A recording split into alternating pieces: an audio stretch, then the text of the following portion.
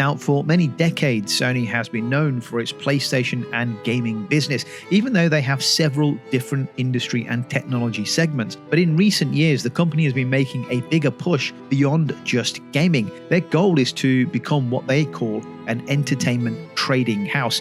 Instead of just creating new IPs from scratch, Sony has been investing heavily in existing properties across games, movies, anime, and even books. Over the last 7 years, they've poured nearly 2 trillion yen, and that's roughly $13 billion into expanding their entertainment reach. One big example of this is their investment in Kadokawa, a company with a massive library of young adult novels and manga. Of course, they also own a portion of gaming software and IP too. But these kinds of investments give Sony access to stories, characters, and worlds that can be adapted into games, films, or even anime series. It's a way of building a pipeline of content that can feed into different parts of their business. And this idea of a trading house is not something new. In Japan, companies like Mitsui, Mitsubishi, and Itochu have long operated as trading houses, combining multiple businesses under one umbrella to increase value. Now, Sony is basically applying the same idea but focusing purely on entertainment.